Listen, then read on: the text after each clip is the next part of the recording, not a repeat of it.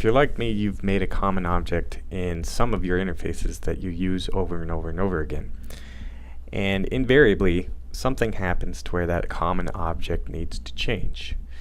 And you think to yourself that that is going to be a lot of busy work to go through and make that change 100 or 200 times for every time that object exists. Well, the good news is Altia Design supports classing, and that's done via this instance ribbon right here.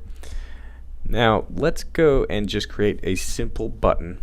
Alright, I'm going to do this mocked up in Illustrator just because it's a few point and clicks. Just draw a rounded rectangle, click that graphic rollover style, go ahead and click Save as SVG. We talked about in the previous video that if you export SVG from Illustrator, you can go ahead and I'll just call this button illus oops, there we go, .svg. If you export SVG 1.1 from Adobe Illustrator, you can import that directly into Altia Design. So let's do that now. Let's take, we've got a new file here, insert that SVG that we just made. We call it button illus.svg. Yes, I want to create path objects. Well, I'll just put it somewhere in the center here. And so this is the start of my common button object. I'm like, okay, cool. I'm going to save this as, let's call this my button.dsn. Okay. So I said, okay, great. That's great. Remember earlier videos I said anything that is a DSN file you can later then drag in. Or if I click sliders and drag in stuff, it comes into your model. Well, I just created my button.dsn, and I want to actually use my button.dsn in a new model. Okay, so let's just go ahead and do File New, and I've dragged in that slider so I don't have to save changes there. I've got a new file now, and I'm going to insert into this model that my button there. So I double click my button, and it's at the bottom left here, and I just drag it in. But watch what happens here. You can drag it in two ways: release, and I've got dotted handles, right? Because I dragged it as a copy. This would be the start of your boring work to redo your changes 200 times over again. However, if you click Insert as Instance and then drag some in, this is where things change. Okay, notice the solid handles around this, and notice the little parent-child icon here in Navigator. This object is an instance of a base class. You do not see that on this one, and it's fully exploded for you. Notice I can't even expand this group. As an instance, it's not editable, because if I want to edit it, I have to go back to mybutton.dsn and change the base class. Also not possible right here is any sort of stimulus or animation corrections. Most of these are grayed out. Okay, so let's go and just surmise that we made a few copies of this and we put them in our model. And keep in mind that these ones that I'm working with right now, these are not the instances. Okay, so I am going to align their bottoms and distribute them, maybe the precise distribute left edges by 15. And so we got a row of those buttons. Now let's do it the smart way. Let's take an instance and do the same thing. Make 4 copies of that. Once again, align their bottoms, and then precise distribute.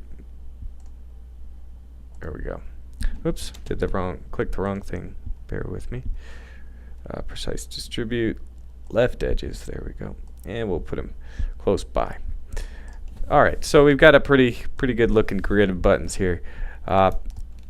This row is going to have to suffer from manual changes if we make a tweak. This row, because they are instances, will not require the same thing. So let's go ahead and illustrate that concept. I've just suddenly realized that on these icons or these buttons, whatever we make them into, we need a center caption on every one, and there's 100 in our model. So we either get a headache right now and start manually changing all these, or we say no problem, it's an instance. So I'll just save this out as my main interface. I'll call this interface.dsn and just overwrite that file. So this is my interface. This is where I'm dragging in stuff, I'm creating screens. And I'm just going to go back to my button. Remember I called it mybutton.dsn? And I'm just going to focus in once, okay? There's a key here. An instance is based upon an object ID, okay, and it's object ID 1, okay, because it's this object ID. So I must not add anything sibling to this object. I have to change something at this level or below for the instance to get updated. So I'm at least going to focus in once. So I'm inside of object ID 1. Once I'm inside object ID 1 though, the sky's the limit. I could change this, I could delete it, I could add stuff. So let's get a little fancy here. I decide that this little top glow isn't quite what I want, and maybe I decide that yeah, I just want that sort of black center with that sort of chrome looking surround. So I cut those two objects out, and then I go ahead and I say, well, I do need that caption after all, darn. Oh wait, never mind, I'm working on an instance. That's not a problem. So I come over here to home ribbon and I change the outline color for text. Outline color is the color of the text. And I place this somewhere in the center. It doesn't have to be perfect for this quick video, but that looks about right. And go ahead and use properties to change its current text to, instead of 000, I'll just say caption. Okay. And it doesn't look very impressive right now. Let me scroll through these and with the roller mouse find it. Yeah, that's kind of neat right there. Maybe make it a bit bigger. Something like that. Caption. That looks pretty good. Assuming I don't need a really long string ever in my buttons, that looks pretty neat.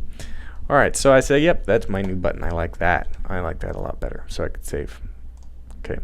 Oh, I'm focused in. It says you can't save all focused in a group, so I just focus out and go ahead and save.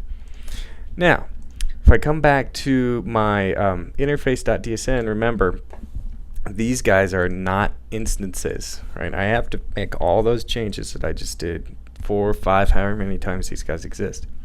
However, with classing, you can select one instance, go to the instance ribbon, and say update instance. And immediately it'll give you a progress bar, showing you how many get updated. You can just close that. But look at that. These guys are ready to go. They're all changed, they're all updated. But yeah, your work's cut out for you if you didn't do that classing. So that's the benefit of classing. Quick, easy updates to your objects. Notice that I'm not free to focus in and change stuff as I am with these. So these are, these have all those pieces from the original objects, but that's okay because I would prefer to go back to my base object and change it there anyway, especially for a use case like this where you've got 100 to change all at the same time. Okay, but the other idea is that base classes form your model. You go update the base class, you update your instances, and everything works really, really well. Now, the way I told it to update with that model path is I actually added a path to this set model path directories. Typically it'll just look in the standard models folder for the installation, but you can add new paths for it to look by editing the base object paths.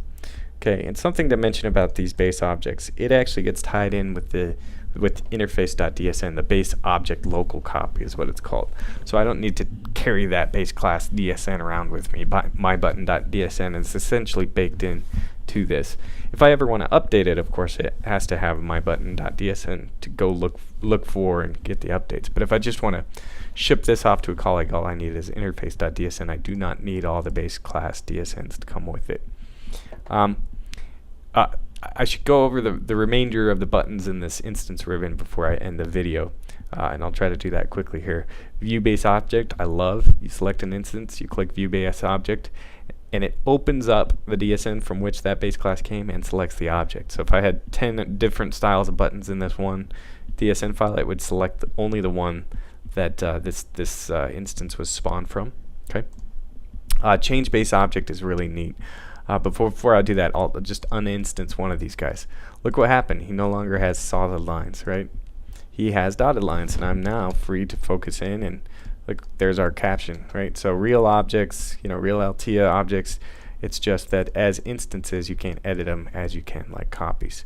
So the final thing that's really neat about this is selecting object here and saying change base object. You can actually type in a different model library and a different object ID, and it'll pull that instead. Because I only have one object, I won't be able to show that with this file here.